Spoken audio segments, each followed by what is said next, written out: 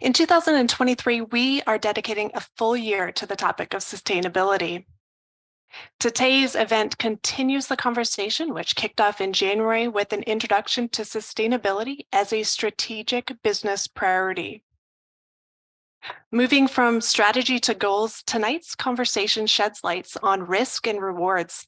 I'm excited to introduce you to our next Vantage Point speaker, consultant and author, Donna Galer. Specializing in enterprise risk management, Donna is a thought leader and regularly consults on issues involving ERM, environmental, social, and governance, as well as strategic planning.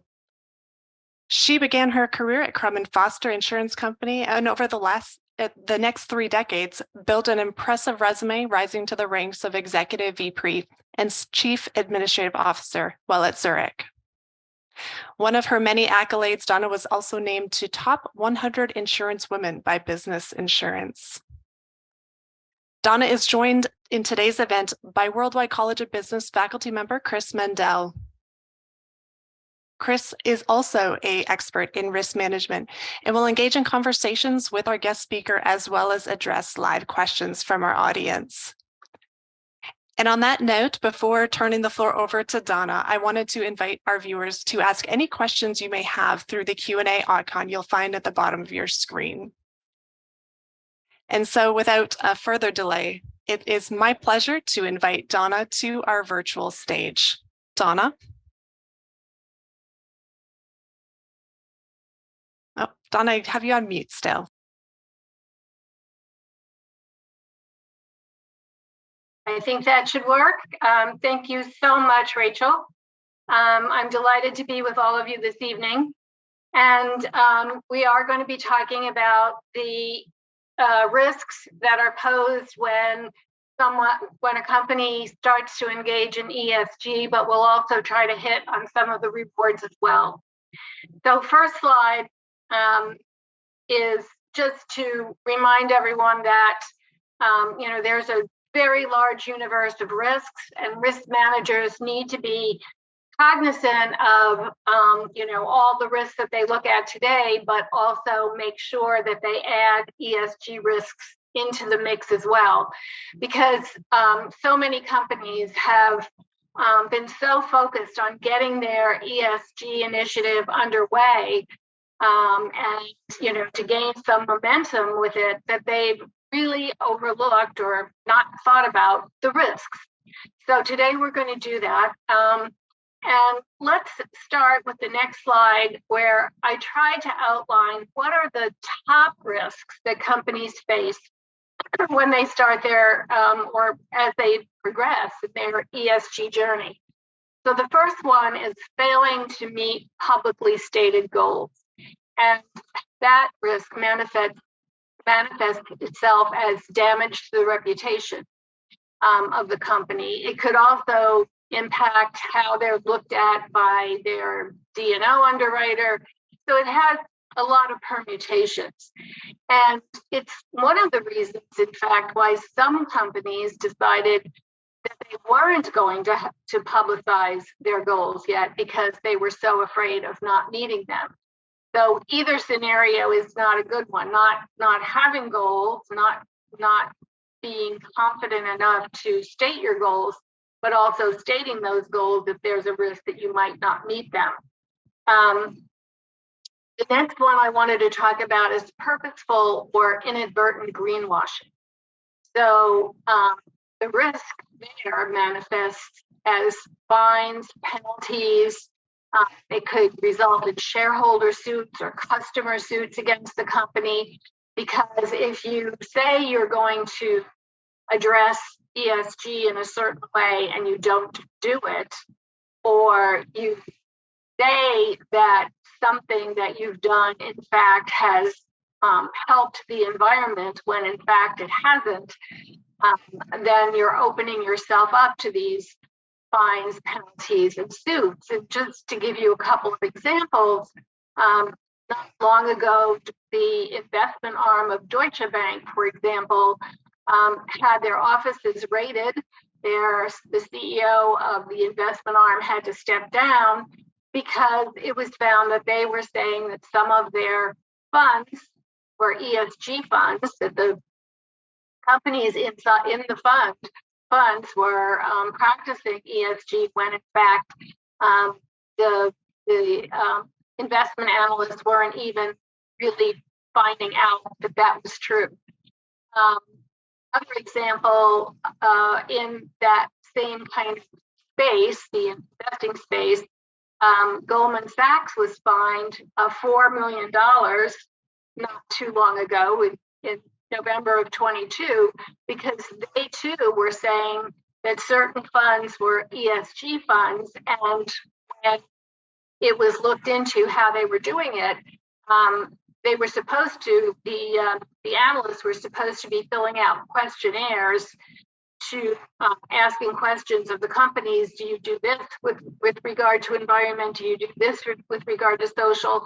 And then based on the score that a company would have, they would either make it into the fund or not make it into the fund. Well, in fact, what was happening was that the analysts were putting companies into the fund and then doing the questionnaire. And I guess the whistleblower was responsible for letting the SEC know that that was happening, or somehow the SEC felt as though that was happening. And when they did their investigation, they found that it was happening. So in that case, the SEC was the one who levied the fine. Another kind of greenwashing is greenwashing that goes with making marketing statements about a product, similar to what I just talked about with regard to Deutsche Bank and Goldman Sachs. But it's when, for example, a product is labeled made out of bamboo, because that's a renewable substance, when in fact it was made out of rayon. And that example actually happened with regard to both Walmart and Kohl's department stores. So they were fined, but in their case, the roughly $4 million, no, it was $5 million that they were fined for that false marketing or greenwashing with regard to product, was levied by the FTC, because the Federal Trade Commission is the one that handled false marketing, as opposed to the SEC, which was involved in these investment products. So that's a real risk that a company has. You say you're going to be doing something. If the performance doesn't match the activity and what you're actually doing doesn't match what you said you're going to do, you're running a big risk. Another one is negative unintended consequences. Everything we do has consequences, right? Sometimes those consequences can be negative if you haven't thought through it. So I want to give you a couple of examples with regard to that. Not too long ago, most insurance companies, global insurance companies, joined the United Nations Net Zero Insurance Alliance. And they, signed up, they would get to net zero by X date. Well, lo and behold, a lot of regulatory bodies started saying, but if all these insurance companies are coming together to decide, oh, well, we won't underwrite fuel, we won't underwrite coal producers, we won't underwrite this one, we won't underwrite that one, that's the equivalent of antitrust activity. And so there was a real concern among the insurers then that they could start getting fines for doing a good thing for the environment, because it was looked upon as antitrust activity. So very recently, Re dropped out of that alliance, and Munich Re dropped out of that alliance. Zurich dropped out of that alliance, but stated different reasons. I do suspect that one of the reasons had to be this concern about antitrust. Another example I'd like to give you is a lot of companies are supporting or agreeing to having ERGs, employee resource groups. These are affinity groups of employees together. For the most part, it's talked about in terms of, you'll feel more included if you can meet regularly with people in your affinity group. And as good as that might be in some instances, what companies have to remember is that if one of these ERG groups start trying to negotiate with the company about working conditions under the National Labor Relations Act, they could be seen as a collective bargaining unit. And so all of a sudden, the company that thought they were doing a great thing by allowing these ERG groups to form and hold meetings on the company premises, all of a sudden they realized, oh gosh, we've just allowed a union into our company. And if that was a unionized company already, they would fall afoul of the NLRA anyway, because the NLRA, the act says that no company can have two competing unions in it.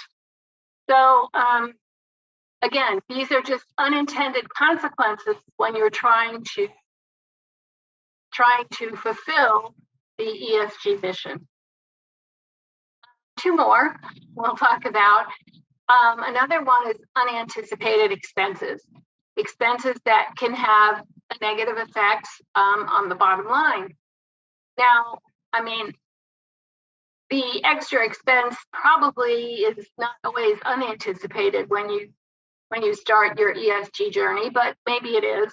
In either case, it costs money in most cases to do some of the things that you would want to do with regard to the environment, social, or governance. So, for example, if you're going to move your entire fleet of vehicles from gasoline powered to electric vehicles, that's a big expense. Now, ultimately, the ROI on that might work out to the benefit, to the plus side, but in the short term, certainly it's going to cost a lot of money to do that sort of thing. If you're making changes to the way your factories, whatever it is that you might be doing, if you're doing something different or you're doing something in addition to what you've been doing, it's going to cost money. Last one I'll talk about as a risk is just the risk of overloading the management team. Today there's so many things that the C-suite has to get involved with, so many things that are popping up all the time. There's so many new surprises in the world that we live in, so much uncertainty, that now if you're adding an element, well, it's true that many companies already were doing some things with regard to environmental, social, or governance. But now we're seeing companies do something at such a higher level in regard to those things that management is involved in creating the goals, monitoring progress against those goals that might come out of it, reporting on it. I mean, I've seen sustainability reports of 145 pages, 125 pages. Think of all the activity from ground zero in terms of, what the company had to be doing to finally result in 125 or 145 pages on sustainability. So that's a lot of effort. That goes to the expense issue as well. But it means that, management is involved in overseeing all those things, and it's very easy to exceed the bandwidth, their bandwidth. And in fact, some people think that, I've heard it said that some people believe that the failure of the Silicon Valley Bank, for example, was because management was so focused on ESG that they weren't focused on the basics of the business. So if we could go to the next slide, please.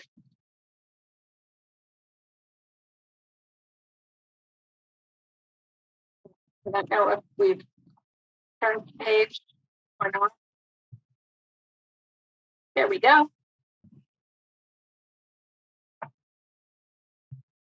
So I'd like to talk now a little bit about what needs to happen in order to help or in order to make ESG more successful in your company, if that's what you're doing. And the first one, which is similar to, and many of these are similar to any initiative that a company might have, but the first one is, of course, that there needs to be a mandate from the top. And not only a mandate from the top, but that the CEO and the senior team model what they're saying that the company should do. So there's a lot of cynicism out there when we see a public official, for example, saying that the climate is taking care of the climate is critical, but then they're jetting around in private jets. So you don't want in a company to have the CEO not model behavior that they're suggesting the company should follow. The next one is to set realistic goals. We said one of the risks earlier was that a company sets a goal and then doesn't achieve it. Well, the key to that is being realistic about your goals, being smart goals. Smart from the standpoint of, the fact that they're realistic and they're time bound and they're measurable and so on. So you can always increase a goal. You can set a goal higher as you start to see success. Another step is to develop the key performance indicators that are going to tell you you're doing against those goals, and to continuously monitor them, and not only to monitor how you are succeeding or not succeeding with regard to a particular goal, but what are you spending to achieve that goal. So that kind of offsets or helps mitigate the risk that we talked about earlier about exceeding or having unanticipated expenses. Be alert to those unintended consequences. Multi-background teams in the company look at some of the goals that you've set and some of the actions that you're taking to discuss if anyone sees, because with different perspectives, you'll get different input, obviously. So have some teams look at those actions that you're going to take. Talk about could be the unintended consequence that you're not looking for. And don't let ESG become so much of a focus that you take your eyes off the ball in terms of the basics of the business. Ensure that the kind of ethics that you approach the ESG initiatives with the same high level of ethics that you approach the rest of the business with. So if we could go to the next slide, please.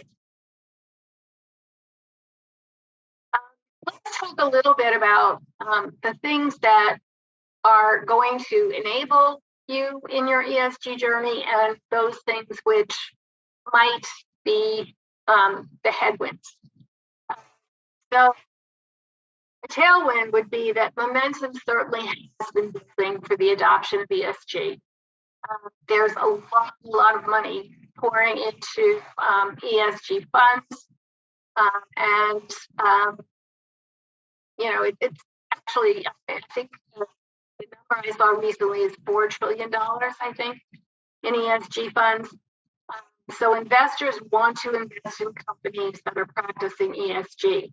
However, there has been some pushback that has begun to emerge.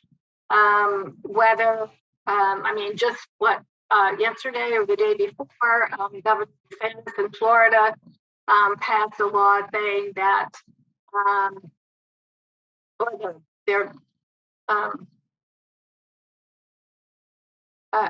well, not him alone, I'm trying to say, passed something that said companies don't have to, and retirement funds shouldn't be looking at ESG as the basis for which they make their investment decisions for pension funds. So, that's a real serious pushback. Not long ago, also, the trying to think of example I had in mind, but there has been pushback in terms not only of a lot of public figures who have come out and said, ESG is maybe not all it's cracked up to be, and so there's a pro and a con here. Another thing we can talk about in terms of a tailwind is there are many standard setting or evaluative organizations in the ESG space. That's good news because there's plenty of places you can go to help you think about what is a good goal for me to set with regard to the environment, whether that has to do with, your carbon output, or whether it has to do with something to do with waste management, or whatever it is that you're doing. There's plenty of places you can go to see, what's a good standard that I might set? What are my peers setting? Because that's what these standard setting organizations can also tell you. But and then there's a lot of evaluative organizations as well. I mean, just about every major fund, there's, S&P has a rating that they put out. In fact, they released 9,000 of the ESG ratings that they gave to companies recently. They made it public. Well, that was about 2 years ago, and so it's something that is out. It can be out there, even though you aren't the one who has put it out there. So the positive with that is at least there's a lot of places that you can go to get information, to get help. But by the same token, having so many of these organizations, each with its own set of metrics, can create a lot of confusion because the metrics aren't all the same. Now, there is a consortium starting to form among some of these to have one level of standard, but it's going to take a long time before they reach that level, because I think that effort started over almost 2 years ago, and I haven't seen anything to indicate that they've really made much progress. Going to the next one on that slide is that there is no single universal standard for a sustainability goal. Now, there are certain standards that are going to be put in place by various organizations, whether that's the SEC in terms of putting out the standards for reporting, or whether it's FASB putting out standards through counting metrics. These things are going to be happening. They just don't exist yet. So without any single universal standard for goals, there's a greater chance for a company to have a misstep, making their goals too high, making their goals too low, not knowing what they should be reporting things that are irrelevant or misleading. So that's kind of the two sides with that. Going to the next item on that slide is that many companies have a good understanding of their own carbon footprint, but they don't really have a very good handle on what their suppliers, what their vendors, what their any of their counterparties might have. And so at the point at which the SEC pulls the switch and says, not only do you have to report on your own, which is imminent, when they go to scope 3 kind of data requirements, then you're going to have to report on all of these parties. That's going to be a real headwind because you don't have the data now, probably as a company. And it's going to be very hard to get that data from the far-flung mix of your supply chain and other counterparties. And even if you do get the information, in many cases, the information you get is not going to be very good information, because if some of these folks in your supply chain or your outsourced partners are in countries where there hasn't been much done about the environment or social or even governance, be sitting there looking at data that looks horrible and may require you to start making major changes to the people that you're dealing with, that you're doing business with. And finally, most companies have embraced diversity, equity, and inclusion. Some embraced that many years ago. The problem or the headwind with that is that many companies today are finding that they simply can't find the diverse candidates that they want who have the requisite skills for the jobs that need to be filled. Now, there are mitigations for all these things, or answers to all of these things. I mean, a lot of companies in the insurance industry today have started up associate programs where they're bringing in people from high schools or junior colleges to into programs where they're trained. A lot of training programs went by the wayside when companies were trying to get lean and mean and reduce expenses. But it does look like if we're going to be able to do everything we want to do with regard to having a more diverse workforce, we're going to have more innovative solutions for how to get that talent pool ready to take those jobs. So I hope some of you are writing down or preparing to write down some questions for us at the end. We're going to go to the next slide now, please. If you are running a risk management function and you want to get a handle on what ESG risks exist, just as you would with everything else you do in enterprise risk management, you need to get input, right? And so I just want to talk for a second about the different methodologies that you can use to get that input to help you identify the risks. Some companies use questionnaires that go out to all employees. That's a pretty big endeavor. Most companies, or many more companies, use questionnaires that go out to a select employee group. Maybe it's senior managers plus employees in certain key unique roles in the organization. Many companies follow up those questionnaires, though, especially if they've done it only to a select group, with one-on-one follow-up interviews, so that they can get behind the answers that came up in the questionnaire. And some just use quick polls where there's just 2 or 3 questions that hit the employee population, like, what's keeping you up at night? What worries you in your day-to-day activities with regard to maybe it's diversity, equity, inclusion, maybe it's governance, whatever category you want to ask, just two or three questions for a quick hit on a specific topic.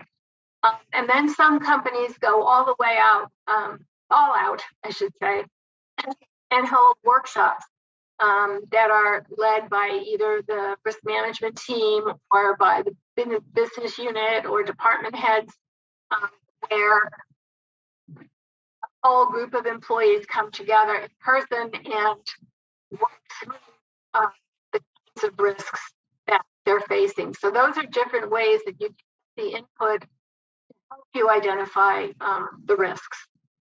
We can move to the next slide, please. So I wanted to just provide you a couple of sample questionnaire questions and what it would look like if you started to use a questionnaire in your organization.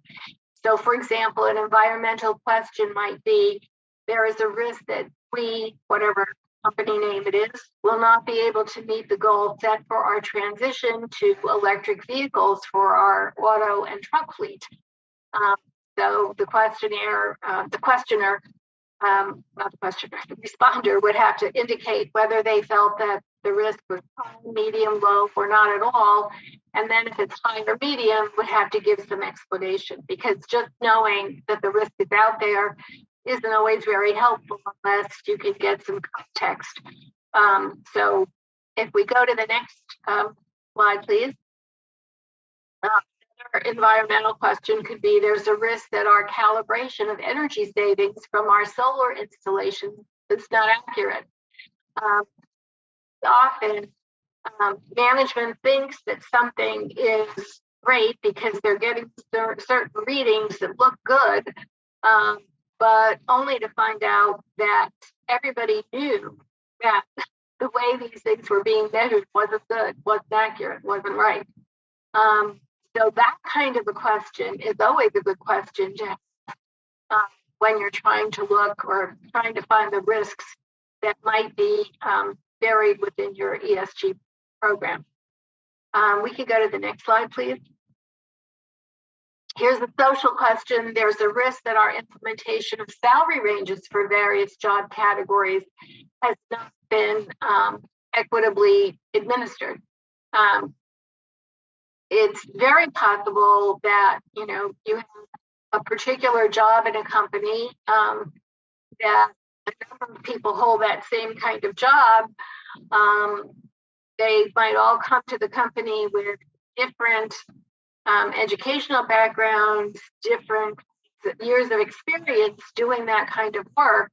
But if they're all doing the same kind of job, they should be making very close to the same salary, right? And because if you thought they were good enough to do the job, then and they're all doing the same job, only performance typically might be a reason why salaries would be different. So that sounds judgmental, but let's just say there is a risk in the way salaries are administered. And so this is the kind of question that you might ask to see if the company is experiencing some risk in that regard. And if we could go to the next question, please, the next slide. Thank you. So at the end of all of the work that's done, obviously, whether starting with setting the goal and then putting the activities and actions in place to meet those goals, at the end of the day, you're going to want to report on how well you're doing. I mentioned earlier that some companies are putting out massive reports, and that's great. I mean, that's great for them if they want to do it. But my view on this is that if it's short and relevant, that's really the ticket. Investors and regulators want to know in a nutshell what you're doing. You can always augment later if you start very succinct, you can always add. But the point is, you don't have to start with 100 or 120 pages. The other thing is, keep the CEO's letter content focused on the specific actions taken and achieved. A lot of the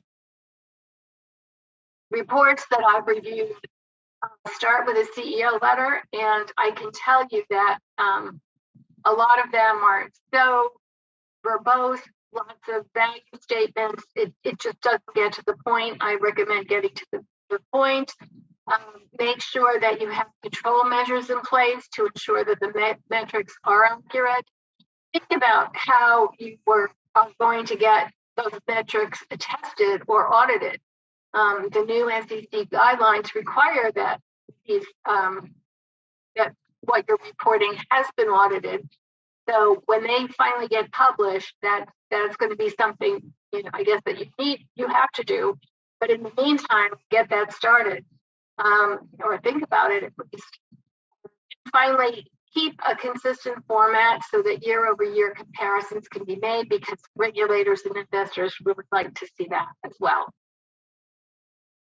We can go on to the next slide. I think we're going to start our Q&A.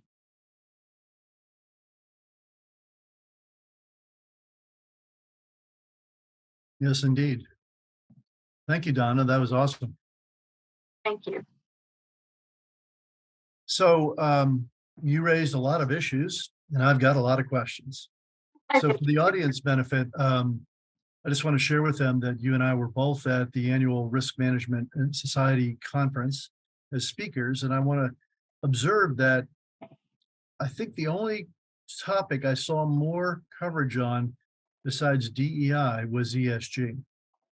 And these are risk management professionals who tend to lean into ERM and strategic risk management and other related disciplines. Part of the challenge in the discipline is figuring out where risk professionals play in the sandbox. So let's just start there, Donna. You know, how does ERM and those that lead it relate to ESG, and what is the role of the risk professional in the CSG world? Well, I think as we open this discussion, ESG carries risks. And so, of course, the risk manager is responsible for identifying those risks, you know, with the help of the rest of the organization. In addition, I think that many companies now are forming ESG committees. I think that it's very important for the chief risk officer to be sitting on those ESG committees. And maybe vice versa, the head of the ESG committee sitting on the ERM committee. But at any rate, there needs to be a lot of cross-pollination between the work of the chief sustainability officer and the ESG committee, chief risk officer and the ERM committee. Is a chief sustainability officer an increasingly common emerging leadership role? It is. I've seen it more and more often. There was a recent Deloitte study that showed that something like, only maybe 21% of companies in their survey already have ESG committees. There was something like another 60% said that they were going to be forming one. So I think that the whole hierarchy or organizational design now is going to include the chief sustainability officer with an ESG committee. So where neither of those exist within organizations, aviation, aerospace, or otherwise, where does this, call it a function or strategy, reside? Where should it reside? In situations where it doesn't already exist, where should it reside? I think in a lot. I'm sure I have a definitive answer for you in terms of my own point of view, because my own point of view has changed over time. But I can tell you that in some companies, I've seen it with the head of compliance. In some companies, I've seen it in legal, just like risk management used to be part of legal in many cases. So those are some of the places where I've seen it housed in organizations. Is it like risk management that never has found in many cases a natural home in an organization? Exactly. Yeah, that's what I think. Okay, well, let's go back to the beginning of where you talked about risks. What do you see as the most prevalent risk relating to ESG among the many that you mentioned? Well, at this stage, I do think it's more the greenwashing, but the inadvertent greenwashing, because I think a lot of companies are trying to do some things. They're not setting their goals unrealistically high, but I think they're trying to do things. They want to believe that they've done them, but in fact, they really haven't. Let me give you for instance, a social example. I think a lot of companies have increased their diversity hiring, but many of them have not really done a great job of their inclusion. And so having just the first level, the hiring, and not having the inclusion is not really going to help a lot achieve your goals, because two things will happen. One, if there's no inclusion, the diverse candidates will leave after a short time, and then you're back trying to refill those jobs. And secondly, you're misleading anybody who's looking at your statistics, because your statistics will look like you're starting to do a good job and you haven't. So that's inadvertent greenwashing. Right, right, very good. So you mentioned pushback, and as you know, there are some emerging places, particularly in the U.S. states, that are opposing ESG. I think the latest example is probably the legislation that emerged in Florida to literally outlaw ESG focused investing as a mandate, I guess. So I guess what are your thoughts around, the main reason that this opposition is emerging? Well, I think there is a realization, first of all, that the ESG companies and ESG funds have not performed well. Mm. In 2022, they did not perform well. They performed below the benchmark indices, the S&P and the Russell 1000. And in 23, Bloomberg just put out a report showing that they're performing below benchmark indices again in 23. So that certainly is part of the pushback. I mean, if you are a fiduciary, or if you're an individual investor, you want to go with companies that are going to at least perform equal to the benchmarks. Yeah. I think another reason is because, unfortunately, so much publicity came out around SVB, the Silicon Valley Bank, and its wokeness, for want of a better word. And so I think some of these things are creating the pushback. I think that was your question. What's creating the pushback? Yeah, what's the main reason for it? I think that's it. And SVB probably is where the go woke, go broke phraseology emerged. I don't think I heard it much before there, but yeah, that's one of the key allegations against them, for kind of getting distracted from the mission, as you said, of what a bank should be doing, which is just, I guess you could argue, one of those unintended consequences, right? Exactly. Right. Okay. So does the risk type template need to be broadened to add ESG as a new super category of risk? Or is this something we should just blend into our risk profile and categorization methodologies? My view right now, it should be its own unique category, for the simple reason that companies are investing so much in it right now, and it's kind of a new world, a new of how companies are operating, and so I just feel as though it needs a little extra special attention. Mm-hmm. Well, that kind of reminds me of the issue I was talking about earlier, because I think this is part of the reason why the risk professional is confused about what their role should be or is in this scheme of adding ESG, when in fact, a lot of what's covered in ESG theoretically should have been already included in the risk profile of organizations, if the complete picture was being painted, right? Maybe not in quite the same way, arguably, because if it's environmental, it's obviously environmental looked at in a new way in some respects. As you add long-term obligations like net zero in 2050, I mean, obviously that takes on a whole new meaning to what environmental risk management used to be viewed as. So let's talk about that. Do you see climate risk as the driver for ESG? And if so, what does that say about the S and the G? Well, it was the initial driver for sure. And I think that,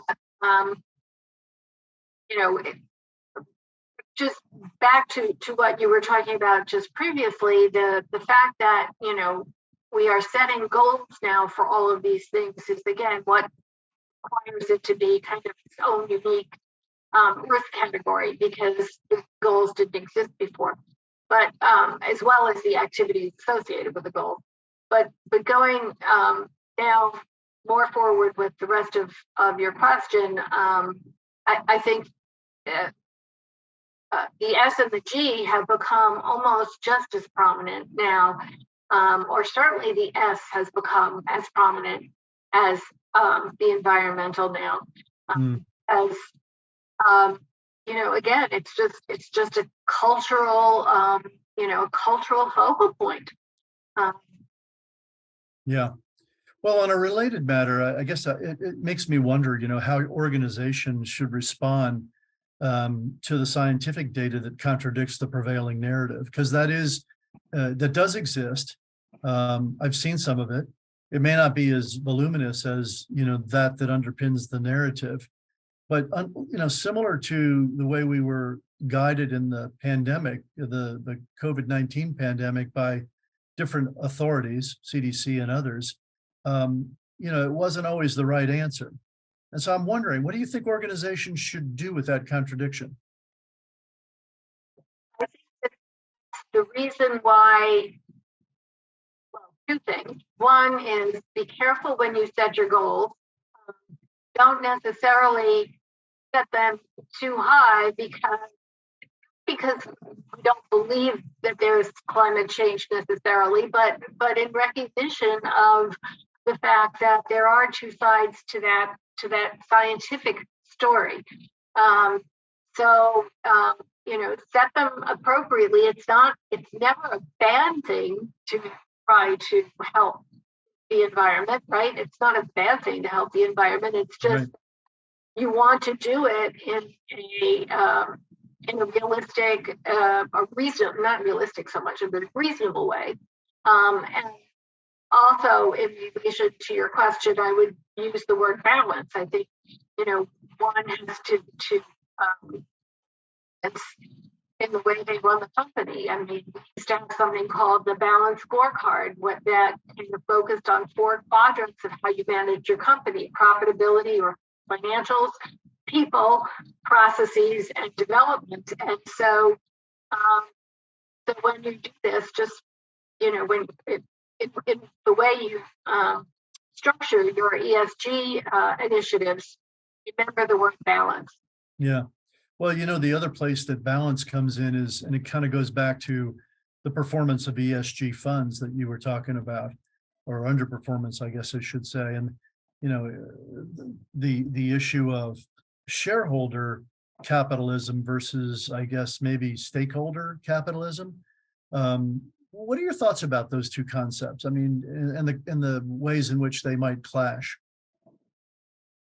Well, it was very interesting. Recently, I watched a video of Brian Moynihan talking about shareholder capitalism at Bank of America, and he was just so gung ho about it, and yet so many other things that he was talking about would kind of lead me to believe that his view was more a shareholder, more a strict capitalistic viewpoint. So in his mind, evidently, he's been able to live with both, or to handle both viewpoints, I guess is what I'm saying. But it's been pushed by the World Economic Forum. I guess that's kind of where the acronym came from. Yeah, I think so. If you're asking for my view, certainly as someone who is focused on risk, I think there is a lot of risk in going overboard with some of these things. Again, I just keep coming back to the word balance, because for me, that's that's where and of course, if you are a fiduciary, then it puts a whole new spin on what balance is, because if you're a fiduciary, the balance, I mean, the focus has to be results, financial results. Yeah, very good. Well, listen, though, so we got about 10 minutes left, or a little less than 10 with our close. So let me go to the Q&A. And I know we've got a few questions in here from the audience. I want to make sure we don't ignore them. So this is the first one that came in about 15 minutes into our session, and it says this: do you truly believe Main Street U.S. companies will scale up toward behavior as B Corps, business corporations, I guess that means, to mitigate using ESG to, quote, cook the books, rather than ESG being part of their heart and soul of the organization? Well, that's a really good question, because, there are a lot of companies that I'm sure are getting onto the ESG bandwagon simply because they feel they have no other choice, not because they really believe in all the aspects of it. So from my personal point of view, I think there's going to just always be a mix. I mean, regardless of what ism or what I don't hesitate to use flavor of the month, but over the many years that I've been in business, there's always kind of been a special focus at business. For a while it was quality, and then it was knowledge, and then it was GRC, which there's still the G, and still focused on that. But there's always kind of been a special ism that businesses are focused on. Within that, there are companies that were true believers, and then there were companies that just went along because they felt that they had to for competitive reasons. Yeah. Well, so my answer is there's always going to be a mix of real and not real. So is an ism, in the way you're using it, is that kind of a fad? Is that a analogy? Okay. So you think some organizations may still view this as faddish? No, I don't want to suggest this is faddish, because in fact, let's say that the scientific view of the worst case scenario with regard to climate change, if that's real, then this is not a fad. Yeah, got it. So you mentioned GRC and a couple of other acronyms. We have a question here from a viewer that says, is the S in ESG the same or different from the S in corporate social responsibility? That's another great question. In that video that I just saw, it explained that it's just taking it to a new level. It really is kind of the same thing in a way, but it's taking it to a new level, because in corporate social responsibility, oftentimes it was of it was a separate thing, and you put a few dollars to this, or you put a few resources to doing that. But with the S in ESG, it's like the whole organization is behind it. The whole organization is involved in it. It's got the full force of the, we talk about an all government approach. Sometimes you've heard that phrase. Yeah. An all government. Well, this is an all organization approach when it comes to ESG, including the S in ESG. Yeah. As opposed to, I guess, like a marketing strategy that incorporates a social aspect to their strategy. Exactly. Or you create a foundation. The company creates a foundation and puts some money there. And says, "Oh, look at what we're doing for social responsibility." Yeah, very good. Thank you. Okay, we have one more question here from the audience. Here it is. What are some ways that an organization practices in order to maintain competitive advantage and promote the triple bottom line of socioeconomic, environmental, and ethical responsibility that has had strong management support in the past and present? Could you repeat the very first part of the question? What are some of the ways an organizational practices are used in order to maintain competitive advantage and promote the triple bottom line? Okay. I mean, it's a great question. It's a very big question too. I think that a lot of companies see ESG as part of their competitive advantage, by the way. So just the fact that, if you are an ESG oriented company and you're doing it well, that could be seen as a competitive advantage. But in terms of doing ESG well and avoiding some of the risks we talked about, whether that's expenses or using management focus or what have you, I just keep coming back to the word balance. That's how you do it. You maintain enough balance in how you approach these things, that you're not putting all your attention or all your resources, or all, but too much of the resource or too much of your attention on one thing and not on the basics. Yeah. Okay. So I know you're not an aviation industry expert, but we're gonna probably have one here in our next fourth session coming up in a month or so, or 2 months, whatever it is. But I wonder if you have any thoughts about industry specific implications, specifically as it might relate to aviation aerospace relative to ESG.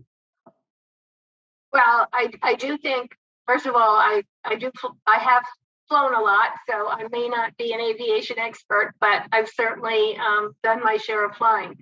I think the aviation industry certainly it has been affected by or is affected by weather-related events. Their concern about the environment should be very strong. I think that from a social perspective, obviously they have potential to impact their stakeholders, whether that's employees, customers, or investors. I guess I just would say they have a lot of opportunity to put themselves in the ESG space with good reason, because of how the environment affects aviation and the way aviation is dependent on keeping customers happy and employees, of course, having great governance, which I suspect you all do. Yeah, very good. Well, Donna, thank you very much for your time. I'm going to turn it back over to Rachel and we'll close it out. Perfect. And you couldn't have offered a better transition, with respect to, how this conversation around sustainability and risk impacts that aviation component. That is a conversation we most certainly will carry over into our next event here in August. So with that said, again, thank you, Donna. Thank you, Chris, for continuing the sustainability conversation and certainly delving more into the associated risks and responses to those different ESG and related sustainability initiatives. Such a fantastic conversation, and I feel like I've learned so much, and there really is so much more to learn and explore. So again, thank you for sharing your expertise. As I did mention, again, stay tuned for future events. We look forward to bringing to the conversation the sustainable business practices through the lens of aviation industry. So until then, and as we close out this edition of Vantage Point, please, I encourage you to visit our Embry-riddle YouTube channel. There you will find on-demand recordings of our past events, including our 2 previous talks in the sustainability series. Again, Donna, Chris, thank you. Fantastic conversation. And to the audience, thank you for attending as well. Stay well. Thank you.